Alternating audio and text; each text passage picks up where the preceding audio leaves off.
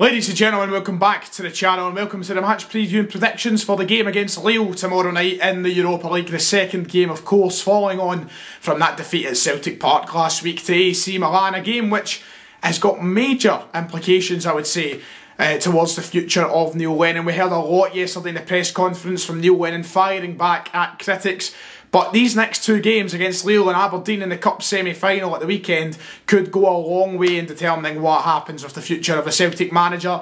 It's a very weird time, a very crazy time, as we all know, to be a Celtic fan with the negativity among us all. But let's hope that we can put a little bit of that behind us with a decent enough performance tomorrow night. Let's just start off with saying I'm not too hopeful, but it is definitely a game that we could use to kick us on.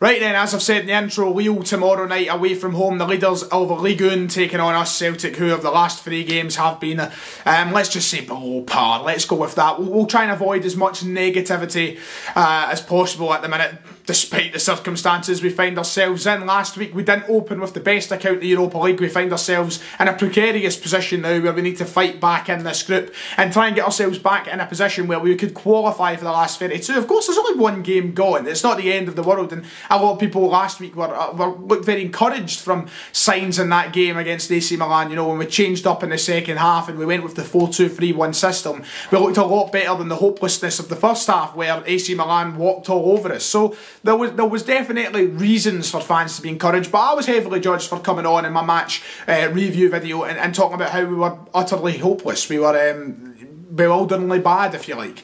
And I still firmly believe that. I don't think we were good by any means last week over the course of 90 minutes. Yes, we've seen splashes of positivity. We got ourselves back into the game, but the fact is, we still looked like a shadow of what we were last year in the Europa League, and we're really taking a step backwards, and we've seen that, and there's a reason for that from head to toe at the club at the minute. You know, starting with Neil Lennon, and yes, I said on the podcast the other day, all my heart is with Neil Lennon to turn this round. I would love nothing else but for Neil Lennon to get a grip of this team and get a grip of himself and turn this direction the complete other way.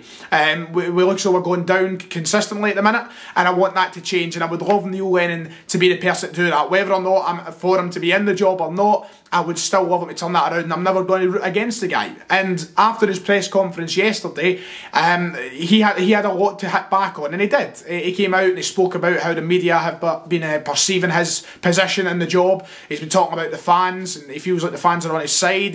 You know, I don't know if he's quite got Twitter handled right yet, because dearie me, if you've seen Twitter, he wouldn't be thinking that.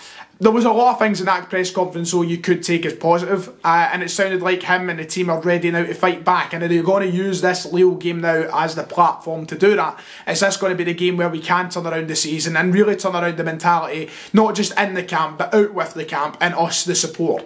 I'm not going to deny that there's reasons that us fans have been very judgmental towards Neil Lennon so far this season, but I do have faith that he can turn this around the next couple of games. Look, as Michael Stewart put perfectly the other day on BBC Scotland, he said, you know, he was talking about how Celtic are on the verge of perhaps completing a quadruple treble, and now more than ever, you would never think so with the way that, you know, the attitudes and the mentality of fans and also the team have changed. This is the shakiest they've been in that entire 4 years of playing now.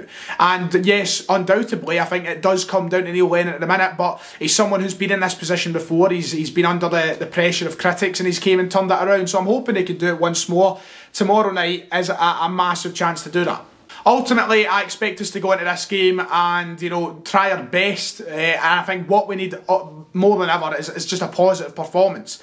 Yes, the result is huge. I think if we were to lose our first two Europa League games, it leaves us in a position where qualifying isn't going to be easy. And ultimately, you could look at qualifying as being a near impossible task. And that is the reality of it. We've got such a tough group that having no points from the opening two games, and with, you know, the chance of Lille and AC having 6 points between them, or 6 points each, you know, you're leaving yourself in a position to think that's not going to happen. So it is massive, but ultimately I think if we were to get a positive performance tomorrow, say if we were to lose, say 2-1, 1-0, whatever, but we played well, we were unlucky, then we go forward and beat Aberdeen at the weekend, it would go a long way from Neil Lennon at the minute. And yes, he's still going to have, and I can justify some people's comments. Some a bit far. You know, there's a reason people do not rate him as Celtic manager at the minute. I kind of find myself in the weird position where I'm on the fence between two. I don't know if I do want him as manager. I don't know if I don't want him as... It's just a weird... It's such a weird scenario after winning the treble and then doing what he done last season. I don't quite know where my head's at with him. I do have all my heart with him, as I said, but what was I even saying? A good performance could go a long way. And if we don't win, we don't win. There's so many people who don't care about Europe this season that I think the tunes are going to change with a lot of them if we play poorly. You know, there's a lot of people who I think at the start of the season will be saying, I don't care about Europe, and now if we go and lose 2 from 2, they'll be complaining. So you've got to make up your mind about that situation. What do you want? Do you want European football? Do you not? I think a lot of people saying after the domestic start we've had will be thinking to themselves, just get Europe out of the way, just get it gone, doesn't matter if we don't qualify or no, let's just concentrate in the league because we're slipping back, you know, we're falling behind. And I think a lot of people will be taking that mindset, but tomorrow, I direly want us to get the 3 points. And look, if we've learned anything, we can get it. It's just about what's happening at the minute that's stopping us from doing that. If we can turn it, if we can somehow flick that switch and do a full 180, we can win tomorrow night. The chances of us doing that 180 though, very, very slim. So the opposition then, and that takes us to Lille in France, a team who are, you know, doing very well this season. It's just a case of our whole Europa League group. We've drawn teams who are very good. It's a tough one. Lille, joint leaders in Ligue 1 at the minute, up there with PSG. I mean, there's no beating PSG, but this season Lille have been absolutely outstanding. And that's it's the same kind of situation we find ourselves in last year when we got Lazio, who were doing incredibly well in Serie A. We got Rennes off the back of winning the French Cup. This season we've got Lille doing very well in France. We've got AC Milan, who are topping Serie A like Lazio were last season.